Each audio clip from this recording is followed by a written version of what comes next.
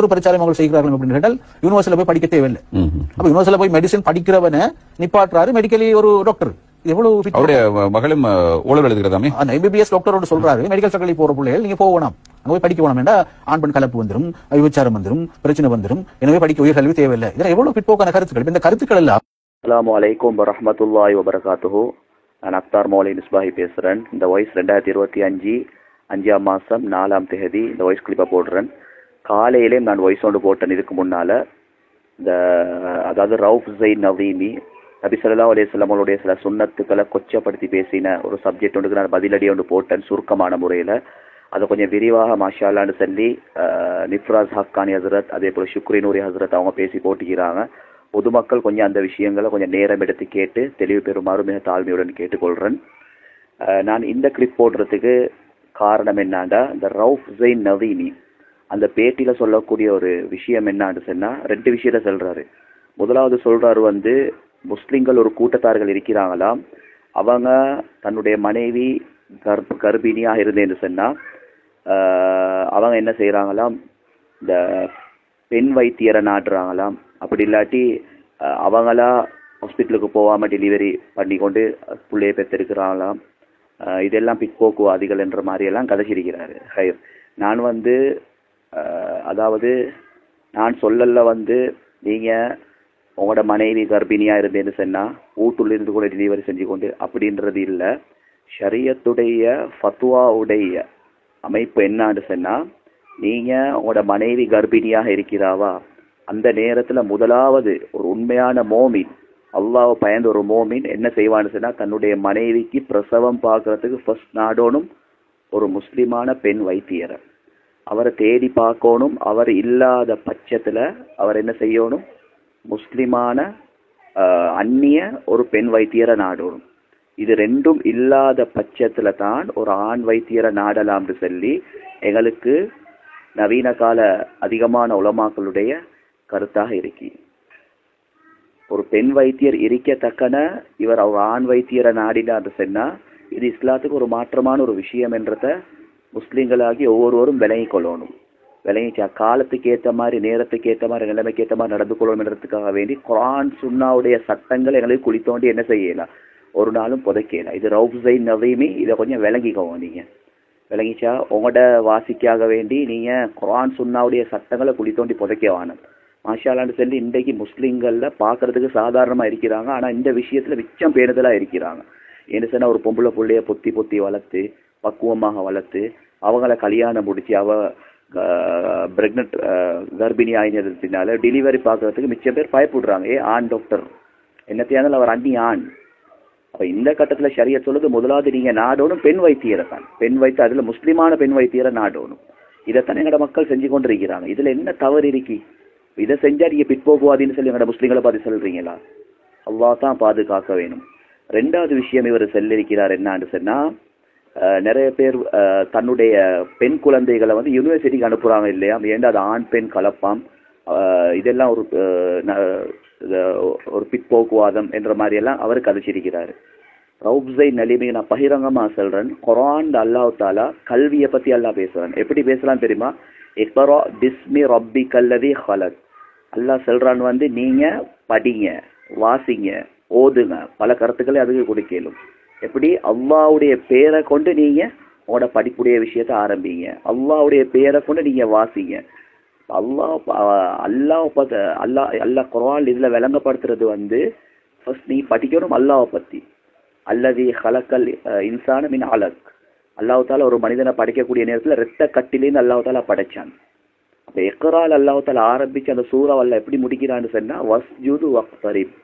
நீங்க படிக்கக்கூடிய படிப்பு, நீங்க எந்த கல்விய நீங்க அதாவது நீங்க படிச்சு கொண்டு இருக்கிறீங்களோ இதனோட நோக்கமே அல்லாஹ்வை சுஜூத் செய்யணும், அல்லாஹ்வுடைய நெருக்கத்தை அல்லாஹ்வோட பொருத்தத்தை அடையணும் என்றதுதான் இந்த சூறாவுடைய சுருக்கம். சரியா? பொதுவாக ஜமாத்துல் இஸ்லாமியை சேர்ந்த அதிகமானவர்கள் இந்த குர்ஆனுடைய ஆயத்துக்கே விளக்கத்தை கொடுக்குற மோட்டுத்தனமான விளக்கம். இக்ராண்டா படி, இக்ராண்டா வாசி, அது என்னத்தையும் படி, நாஸ்திகத்தையும் படி. இன்னைக்கு 1ஆம் கிளாஸ் பிள்ளைக்கு இன்றைக்கு பாடசாலைகள் என்ன படிச்சு கொடுக்கப்படுது? 1ஆம் கிளாஸ் 2ஆம் கிளாஸ் பசு பால் தரும். அல்ல குர்ஆன் இதே மல்லா பேசுகிறோம். அல்லா சொல்ல பசு பால் தர இல்லை, ரத்தத்துக்கும் சாணத்துக்கும் மத்தியில நாங்க தான் பாலை வெளியாக்கினோன்னு சொல்லி அல்லாஹ் படிச்சு கொடுக்குறான் ஈமாண்ட பாடத்தை. 1ஆம் கிளாஸ்லே நாஸ்திகம் புகுத்தப்படுது. 1ஆம் கிளாஸ்ல ஈமானுக்கு மாற்றமான விஷயங்கள் போடுது. காரணம் என்ன? இவங்க கொடுத்த விளக்கம் இது. படி, அல்லாஹ் பத்தி படி, அல்லாஹ்வோட பேரால படி, அல்லாஹ்வுடைய சிந்தனையோட யூத சிந்தனையோட படிச்சாக்கள் தான் இவங்க எல்லாம். விளங்கிச்சா? அதே போல நிறைய நாஸ்திகம் இன்னைக்கு இந்த குர்ஆனுடைய ஆயத்தை வச்சுக்கொண்டு பாடசாலைகள்ல படிக்கிறதே நாஸ்திகம் தான். வானம் இல்லைன்னு சொல்லி படிக்கிறாங்க. இதெல்லாம் பெரிய தலைப்புகள். நான் இதுவரை சும்மா லேசா எடுத்து காட்டுறேன் கண்ணியமான சகோதரர்களே, பெரியார்களே. அதனால இவைகள் இருந்து ஒவ்வொரு முஸ்லிமும் தாண்ட ஈமான பாதுகாத்து கொள்றது கடமையாக இருக்கி. படிப்புக்காக வேண்டி எங்களுக்கு நாஸ்திகத்தை ஒரு நாளும் என்ன செய்யலாம், ஆதரிக்க இயலாது. இவர் சொன்ன விஷயம் என்னன்னா, இப்ப யூனிவர்சிட்டிக்கு வந்து பிள்ளைகள் அனுப்பாததுக்காரம் ஆண் பெண் கலப்பு. உண்மையிலே அதுதான். பொதுவாக ஆண் பெண் கலப்பு இஸ்லாத்துல எந்த விதத்திலும் அனுமதிக்க இயலா. படிப்புக்காக வேண்டி ஆம்புல பொம்புல கலப்பு, படிப்புக்காக வேண்டி விபச்சாரத்தை ப்ரமோட் பண்றது, இதெல்லாம் பொதுவா யூனிவர்சிட்டியில பாடசாலையில நடக்குது, பகிரங்கமா நடக்குது. எந்த அளவுக்கு சொன்னா இந்த நாட்டுடைய சட்டம் கூட என்ன சொல்லுது வந்து 2 தைனம் அல்லது 3 தைனம் அப்படின்னு தான் நினைக்கிறேன் வந்து அபோர்ஷன் பண்றதுக்கு, கருக்கலைப்பு செய்யறதுக்கு அனுமதி கொடுக்குறது. ஏன் அனுமதி கொடுத்திருக்கிறாங்க? அவங்களுக்கு தெரியும் யூனிவர்சிட்டியில இப்படியாப்பட்ட ஒரு பாவம் நடக்கும், பாடசாலையில் இப்படியாப்பட்ட பாவம் நடக்கும். ஒரு பாடசாலை ட்ரிப் போறதால என்ன செய்யறாங்க, டீச்சர்ஸ் மகள் சொல்றாங்க, சேஃப்டிக்காக வேண்டி நீங்க என்ன செய்யுங்க, ஒரு கொண்டத்தை வாங்கிக்கோங்க. ஏன்னா அவங்களுக்கு தெரியும் ஆம்பளை பொம்பளை கலந்தீங்கன்னா ஜினா நடக்கும், நீங்க ஜினாவை செஞ்சுக்கோங்க, புள்ள தரிக்காத முறையில ஜினாவை செஞ்சுக்கோங்கன்னு சொல்லி இன்றைக்கு மோசமான கருத்துக்கள் இன்றைக்கு யூனிவர்சிட்டியில பாடசாலைகள்ல பகிரங்கமாக சொல்லப்படுது. நான் பகிரங்கமா சொல்றேன், வேண்டியாக்கள் என்னையோட கண்டெக்ட் பண்ணி பேச நான் இதுக்கு பதில் தாரேன். கண்ணியமான சகோதரர்களே, பெரியார்களே, இந்த விஷயத்தை விளங்கி கொள்ளணும். படிப்புக்காக வேண்டிய ஆண் பெண் கலப்பு எந்த குர்ஆன்லயும் புகாரிலேயோ முஸ்லீம்லயோ எந்த ஹதீஸ்லயும் காட்ட இயலாது. யாருக்கும் படிப்புக்காக வேண்டி ஆம்புல பொம்புல நாங்க என்ன செய்யணும், மிக்ஸ் பண்ணலாம், மஹரம் பேணாம இருக்கலாம் சொல்லி குர்ஆன்ல எல்லாம் என்ன சொல்றான், இதா சஅல்துமூஹுன்ன மதான் ஃபஸ்அலூன மின் வராஇ ஹிஜாப். நபியுடைய மனைவிமார்கள் பரிசுத்தமான பெண்கள். அந்த பரிசுத்தமான பெண்களுக்கு வந்த கட்டளை இது. சுப்ஹானல்லாஹ். இப்ப இதை சொன்னா சொல்லுவாங்க வந்து ரசூலோட மனைவிமார்களுக்கு மட்டும் தான் சொல்லி. இது ரசூலோட மனைவி பரிசுத்தமான மனைவிமார்களுக்கு இந்த சட்டம்னு சொன்னா நீங்க யாருன்னு சொல்லி எல்லாம் கேட்காத மாதிரி கேட்கிறான். இப்ப நீங்க கட்டாய மஹரம் பேணணும், நீங்க எப்படித்தான் உங்களோட கல்வியுடைய விஷயத்தை அமைச்சுக்கொள்ளணும்னு சொல்லி எல்லாம் சொல்றான். அப்ப படிக்கிற விஷயத்த எல்லாம் எப்படி சொல்றான் வந்து, சஹாபாக்களுக்கு நீங்க சஹாபி பெண்மணிகள்கிட்ட ஏதாவது ஒரு நல்ல விஷயங்கள் கேட்பதா இருந்தா மின் வராஇ ஹிஜாப், ஹிஜாபுக்கு பின்னால திரைக்கு பின்னால் இருந்து கேளுங்கன்னு சொல்லி குர்ஆனுடைய ஆயத்து. இப்படி இருக்க போக்கல ஆம்புல பொம்புல கலந்து படிக்கலாம்னு சொல்லி ஒரு மோசமான கருத்துக்களை திணிக்கிறது சமுதாயத்துக்கு மத்தியில நல்லமா என்பதாகத்தான் பொதுவாக நான் கேட்கக்கூடிய ஒரு கேள்வி. இது எந்த விதத்துல ஹலாலா கேளும். இன்னைக்கு பெரிய பெரிய நாகரீகம்னு சொல்லி பேசக்கூடிய யூரோப் கண்ட்ரில சில நாடுகள்ல கூட இன்றைக்கு ஆம்புல பொம்புல கலந்து படிக்கிறது இது ஒரு மோசமான செயல் என்பதாக கூட அவங்க சில கருத்துக்களை வெளியிட்டு இருக்கிறாங்க. சுப்ஹானல்லாஹ்.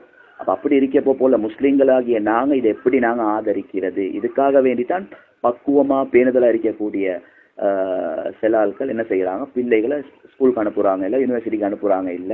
ஏன்னா படிப்புக்காக வெக்கத்தை கொடுத்து படிக்கணும்னு சொல்லி எங்கேயுமே இல்லை. மானத்தை கொடுத்து மறுவாதியை கொடுத்து எந்த கல்வி எந்த எஜுகேஷன் தாண்ட வெக்கத்தை இல்லாமலாக்குமோ, தன்னுடைய கண்ணிய தன்னுடைய மானத்தை மறுவாதி இல்லாமல் இப்படியாப்பட்ட படிப்பை படிக்கிறது ஷரியத்துல தெளிவா ஹராம். நல்லா விளங்கிக்கோங்க, பகிரங்கமா சொல்றேன். நாங்க எப்பயுமே கல்விக்கு எதிரானவர்கள் இல்லை. இந்த காலத்துல தீன விளங்குறதுக்கு தீன சொல்றதுக்கு லாங்குவேஜ் தேவையான விஷயங்கள் தேவை, அதை படிக்க வேண்டும். ஆனா படிப்பு என்ற பெயர்ல இஸ்லாத்தை குழி தோண்டி புதைக்கவானா, படிப்பு என்ற பெயர்ல நாஸ்திகத்தை ஆதரிக்கவானா, படிப்பு என்ற பெயர்ல ஆண் பெண் கலப்பை நீங்க ஆதரிக்கவானா. அப்படிங்க அவ்வாறு நீங்க ஆதரிச்சா நீங்க அல்லாஹ் கிட்ட வகை செல்லுவீங்க என்றதான் எனக்கு தெளிவான கருத்து. இத விளங்குகிறாக்கள் விளங்கிக்கோங்க. ஈமானுடைய வெளிச்சம் யாருக்கிட்ட உள்ளத்துல இருக்கோ அவங்களுக்கு விளங்கும். ஈமானுடைய வெளிச்சம் இல்லாதாக்கள் அல்லாஹ் தான் பாதுகாக்க வேணும். அதனால ரவுசைன் அலிமி அவர்களே இதுக்கு பின்னால சரி பேசக்கூடிய நேரத்துல கொஞ்சம் யோசிச்சு நிதானமா ஈமானிய சிந்தனையோட ஈமான் உணர்வோட பேசுங்க. எங்களுக்கு தான் எல்லாம் தெரியும், நாங்கள் தான் படித்தவர்கள், மார்க்கத்தை விளங்கினு சரி, மார்க்கத்தை அறக்குறையா விளங்கி ஈமானிய சிந்தனை இல்லாமல் குர்ஆன் ஹதீஸ் ஆய்வு செஞ்சு மக்களுக்கு நீங்கள் என்ன செய்ய வேணாம், பொதுமக்களுக்கு நீங்கள் உபதேசம் செய்ய வேணாம். அல்லாஹ் பாதுகாக்கணும், உங்களோட இயக்கத்தையும் அல்லாஹ் பாதுகாக்கணும். அதனால் இதுக்கு பின்னாலேயாவது யோசித்து நிதானமாக மக்களுடைய ஈமான பாதுகாக்கக்கூடிய, மக்களுடைய தக்வாவை பாதுகாக்கக்கூடிய அளவுக்கு உங்களோட உபதேசங்கள் அமைச்சு கொள்ளுமாறு மிகவும் தாழ்மையோடு கேட்குறேன். ஜஸாக்கல்லாஹ் ஹைர்.